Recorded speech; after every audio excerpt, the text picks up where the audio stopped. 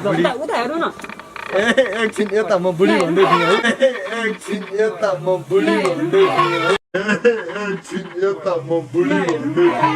अर्का चस्मा लाएर ह्यान्डसम भनेर डन भने अर्का चस्मा लाएर ह्यान्डसम भनेर डन भने अर्का चस्मा लाएर ह्यान्डसम भनेर डन भने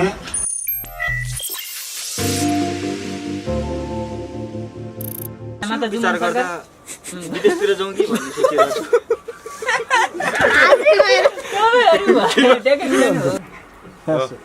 म चाहिँ मेकअप म्यान हो के उसलाई प्ले गरेर छ यसो प्ले चाहियो नि त के कथा थाहा त पहिला ल म त मेकअप म्यान हो नि म हैन कता आउँदै पर्छ यहाँ आउँदै गर्छ हुन्छ है यसो उनी सिकाएर उनीहरूले अङ्गाल मार्दा चाहिँ हामी यता चुप चुप एक्सन फर्किनु पर्छ है भन्नु न अब नेपालमा बसेर खेतीपाती गरेर खान धेरै धाउरो पर्ने भयो अब मलाई मात्र विचार गर्दा विदेशतिर जाउँ कि भन्ने सोचिरहेको छु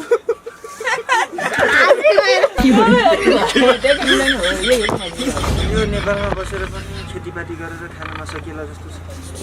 अब यसो सोच्दा विदेशतिर जाउँ कि भन्ने सोचिरहेको छु के गर्दा होला त केले जानु पर्यो विदेश अब हेर न बाआमा पनि बिरामी भइरहनुहुन्छ अब बाआमालाई हेर्नको लागि पनि तिमीलाई बिहे गरिहाल्यो सुन न भन्नु न यो नेपालमा बसेर पनि खेतीपाती गरेर खान नसकिने भयो अब यसो सोची विदेशतिर जाउँ कि भन्ने सोचिरहेको छु के गर्दा होला केले जानु पर्यो विदेश अब हेर न बाआमा पनि धेरै बिरामी हुनुहुन्छ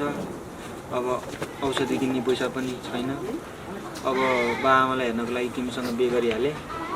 अब म विदेश गएपछि तिमीले बाआमालाई हेऱ्यौ भने पनि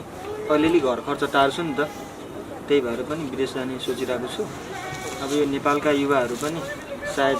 नेपाल छोडेर विदेशतिरै जान्छन् होला जस्तो लाग्छ किनभने नेपालमा अहिले कुनै पनि भ्याकेन्सी छैन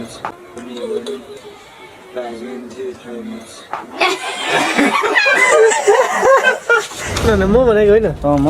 अर्का चस्मा लाएर ह्यान्डसम भनेर डन भने अर्का चस्मा लाएर ह्यान्डसम भनेर डन भने अर्का चस्मा लाएर ह्यान्डसम भनेर डन भने गजब बेइज्जती खानु नि हैन कलाकार ल रेडी हो यत्र गर्नुमा हिजोसम्म मैले सिकाउने आज तपाईँले कहाँबाट जानुभयो यो स्क्रिप्टको यहाँ पनि आयो तपाईँले खिचेर ट्राई गरेर सुन न भन्नु न यो नेपालमा बसेर खेतीपाती गरेर खान सकिएला जस्तो छैन अब विदेशतिर जानु पर्ला कि भन्ने सोचिरहेको छु के गर्दा होला केले जानु पर्यो विदेश अब हेर न खेतीपाती जति गरे पनि हामी किसानलाई केही अन्नपात भन्ने कुरामा चाहिँ भाउ केही छैन कसरी खाने हामीले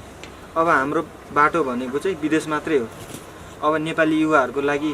एउटा खाने बाटो भनेको चाहिँ त्यो हरियो पासपोर्ट मात्रै रहेछ अब विदेश त जानु खाने हैन के बुढी म अब विदेशमा गइछु बुबा मम्मीको राम्रोसँग ख्याल राख्नु एकछिन तपाईहरु चाहिँ बुढी भन्छ नि जब बुझ्दै हुन्छ नि अनि तपाईहरु चाहिँ यस्तो गरिदिनु ल सबै आफै बनाएको नि तिमीलाई फोटो नि त ए फोटो ल उता हेर्नु न एकछिन यता म बुढी भन्दै थिएँ है बुढी तपाईँ हाँस्नु भयो कि तपाईँ हाँस्नु भयो कि तपाईँ हाँस्नु भयो